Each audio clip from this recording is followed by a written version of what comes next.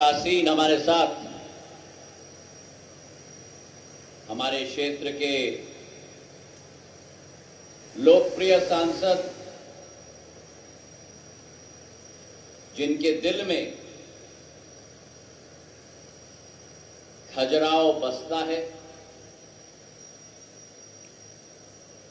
हमारे प्रदेश के भारतीय जनता पार्टी के अध्यक्ष आदरणीय विष्णुदत्त शर्मा साहब, मेरे विभाग के सचिव आदरणीय राजीव बंसल जी, संयुक्त सचिव असंगबा चुबा जी, अनिल गुप्ता जी, भारतीय विमानतल प्राधिकरण के ईडी संतोष सिंह जी, हमारे jets of aviation fly Ola academy के सीताराम ओला जी, इंडियन फ्लाइंग एकेडमी शौर्य एविएशन के रवि विक्रम सिंह जी, ललिता यादव जी, मलखान सिंह जी, राजेश शुक्ल जी, प्रदुम लोधी जी, उमेश शुक्ल जी, मुकेश चौधरी जी, हमारी जिला पंचायत की अध्यक्षा विद्या अग्निहोत्री जी, जसवंत जाटव जी, मेरे नौजवान दोस्तों जो देश के कोने कोने से आज इस कार्यक्रम में उपस्थित हैं, जो भविष्य में केवल प्लेन की उड़ान नहीं लेकिन भारत की उड़ान को नई ऊंचाइयों तक ले जाएंगे। और मेरे दोनों एकेडमी के सभी सम्मानीय मेरे महानुभावगण, आज हमारे लिए खजुराहो में एक ऐतिहासिक दिन है और एक ऐतिहासिक दिन एक ऐतिहासिक स्थान में जो खजुराहो भारत की संस्कृति की नींव रही है। खजुराहो में प्राचीन एवं मध्यकालीन मंदिरों की देश की नहीं लेकिन अतिशयोक्ति नहीं होगी कि विश्व भर की सबसे बड़ी पूंजी है।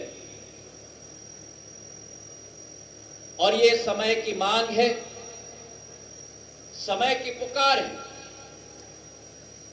कि जिस खजुराहो में भारत की संस्कृति और अस्तित्व की इतना बड़ा भंडार हो, उस खजुराहो को आधुनिकता के साथ जोड़ना और वो संगम तय करना, ये प्रधानमंत्री नरेंद्र मोदी जी की, मुख्यमंत्री शिवराज सिंह जी, हमारी और बीडी शर्मा जी की कल्पना केवल नहीं लेकिन संकल्प है। मेरे भाई और बहनों, इस खजुराहो की भूमि के साथ मध्य प्रदेश का वासी होने के नाते केवल नहीं लेकिन देश के वासी का एक भावनात्मक लगाव। ये वो खजुराहो की भूमि है जहां चंदेल साम्राज्य के राजाओं ने यहां स्थापना की थी। और ये वो खजुराहो की भूमि है जहां 80 से ज्यादा मंदिरों की ऐसी सुंदर कल्पना और स्थापना की थी कि विश्व के सभी दर्शनीय स्थल के आधार पर, धार्मिक स्थल के आधार पर विश्व के सभी लोग अगर देश में कहीं आकर्षित होते हैं तो आपके और मेरे खजुराहो में आकर्षित होते हैं। और ये वही खजुराहो है जहां 900 साल पुराना शिल्प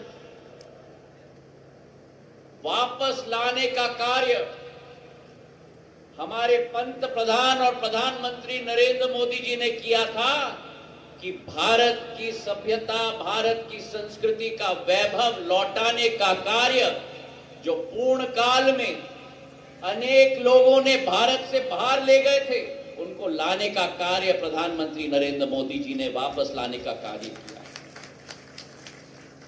और जब G20 की शुरुआत हुई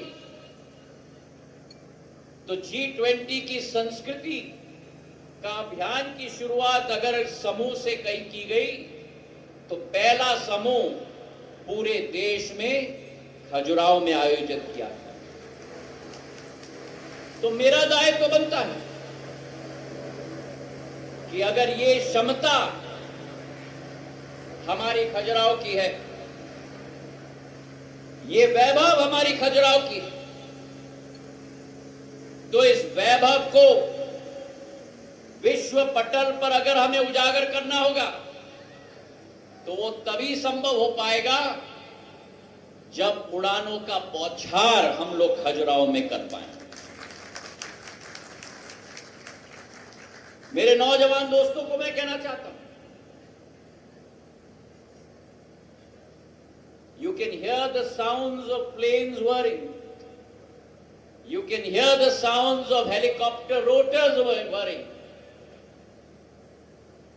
ये गूंज केवल प्लेन की इंजन की नहीं है, ये गूंज केवल हेलीकॉप्टर के पंखों की नहीं है, लेकिन ये गूंज भारत की उभरती हुई क्षमता की गूंज है मेरे भाइयों।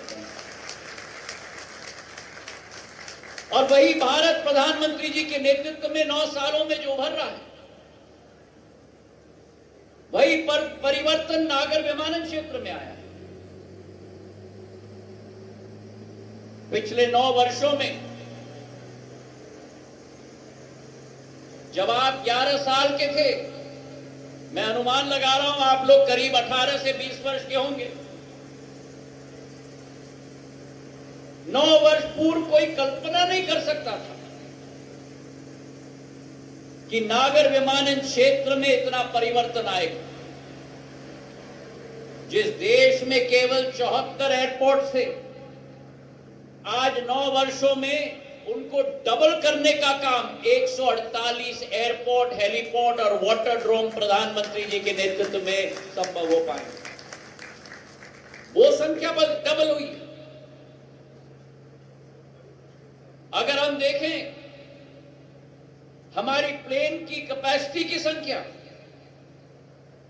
जो 2013-14 में केवल 400 विमान देश के अंदर थे, आज वो बढ़कर 700 विमान हो चुके हैं,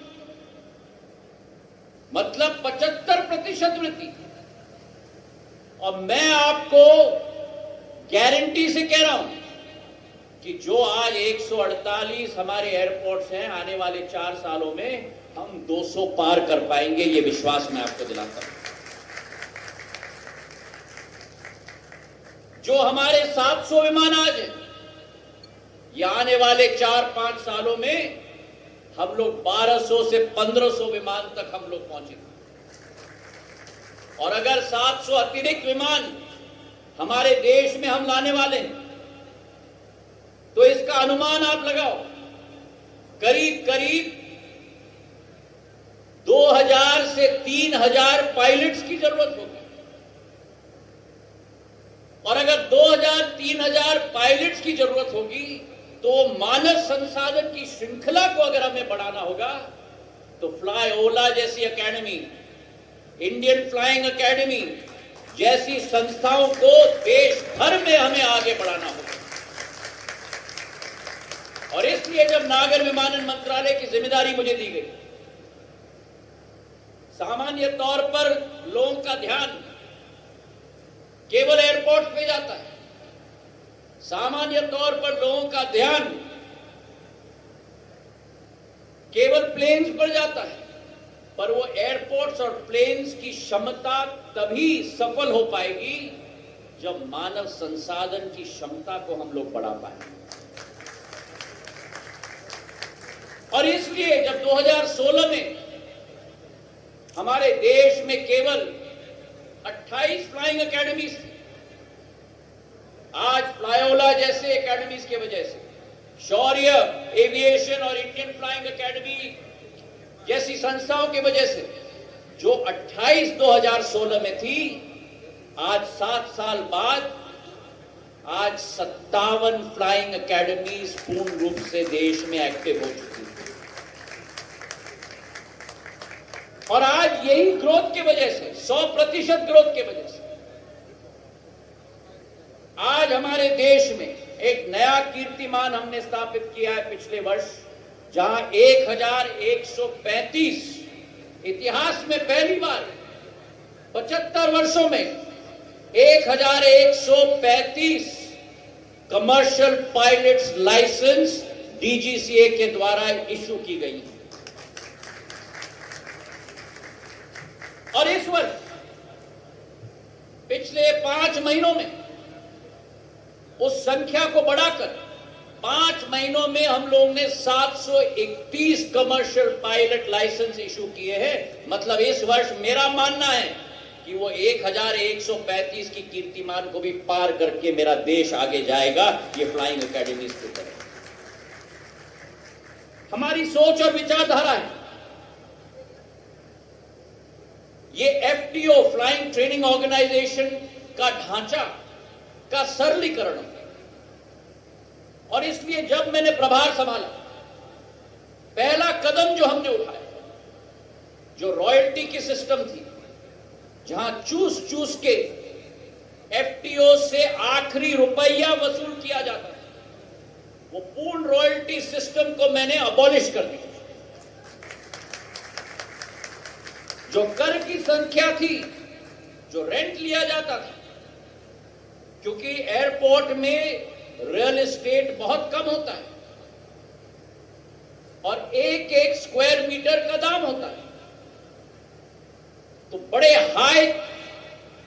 बड़े हुए तर्जे पर कर लिया जाता था।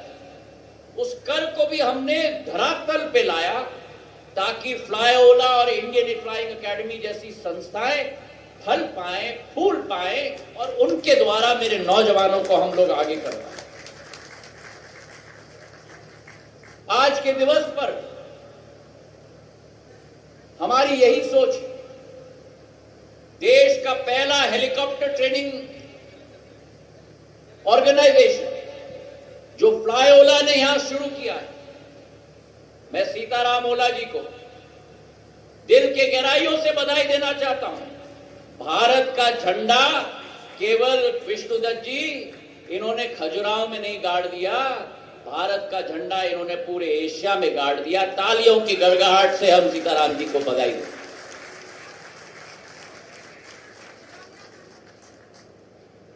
मैं सोच रहा था कि ऐसा नाम फ्लाईओला मैंने कभी सुना नहीं। मैं सोच रहा था कि फ्लाईओला नामांकन क्यों किया गया, और फिर यहां पहुंचकर सीताराम ओला जी से मुलाकात हो गई। तो एक तरफ फ्लाई है, दूसरे तरफ इनका नाम है ओला, तो दोनों जोड़ के फ्लाईओला हो गया। और क्या अद्भुत दृश्य आज हमको देखने को मिला है। फ्लाईओला और इंडियन फ्लाइंग एकेडमी को मिलाकर हमारी डायमंड स्टार एयरप्लेन्स, हमारी सेस्ना ट्रेनिंग एयरप्लेन्स, हमारे C-90s, हमारे B-200s, हमारा रेवन 2 हेलीकॉप्टर, ये दृश्य शायद खजुराहो में कभी पहले दिखा नहीं होगा जो आज हमने दिखाया है विष्णुदत्त शर्मा जी। और दोनों संस्थाओं को मैं अपने दिल के गहराइयों से बधाई देना चाहता हूं। ये क्षमता हम खजुराहो में देखना चाहते हैं, जहां यहां नागर विमानन के प्लेन यहां आए, हमारे देश भर के नौजवान यहां आए। और जब मैं आप सबसे मिल रहा था, आमचे महाराष्ट्राचे युवा आणि युवतीची संग्रह इथे आहेत, क्षमतावान नौजवानची संग्रह आहेत। केरल से हमारा इमैन्युअल यहां पहुंचा है, गुजरात से, बिहार से, उत्तराखंड से। एक तरीके से विष्णुदत्त जी इन दोनों फ्लाइंग एकेडमीज के जरिए पूरे देश को हमने खजुराहो में बसाने का कार्य किया है। और मैं बधाई देना चाहता हूं मेरे नौजवानों को,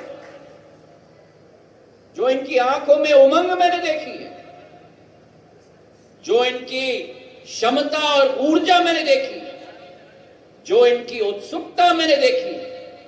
अगले 1-2 साल में मेरा एक एक नौजवान जो यहां बैठा है, मेरी एक एक युवती जो यहां बैठी हुई है, केवल मेरे ATR, मेरा Q400 केवल नहीं, केवल मेरा A319, A320 aircraft, Boeing 737 max नहीं, लेकिन मेरा बोइंग 787, बोइंग 777 और भारत में जो आने वाला है दिसंबर में A350 विमान का भी कप्तानी और कमांडरिंग करे, ये मेरी आशा और अभिलाषा है।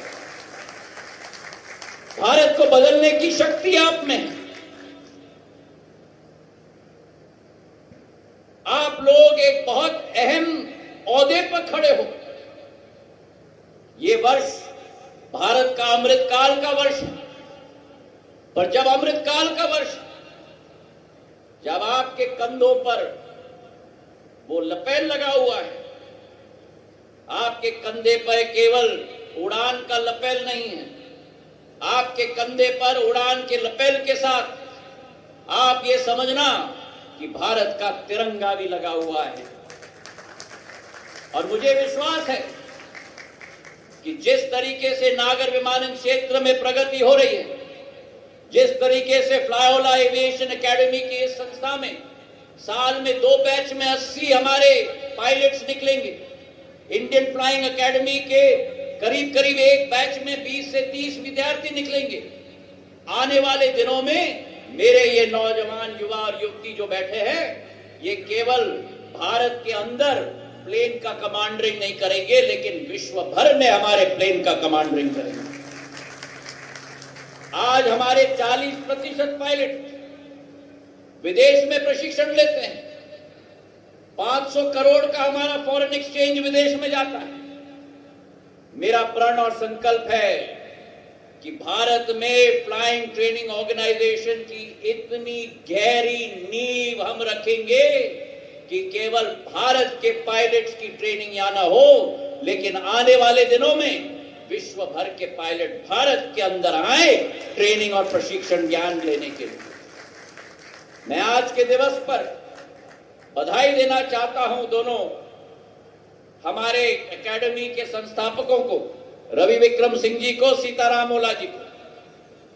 और मेरी यही ख्वाहिश है, मेरी यही आशा अभिलाषा है कि ये फ्लाइंग एकेडमी और बड़े फले फूले, और जिस तरीके से आपने आज प्रदर्शन किया है, मेरे नौजवान आने वाले दिनों में भारत की जो सफर है अमृत काल से शताब्दी काल तक, उन पंखों के साथ भारत की अरमानों को भी पूरा करें। इन्हीं शब्दों के साथ आपका बहुत बहुत धन्यवाद। जय हिंद, जय भारत।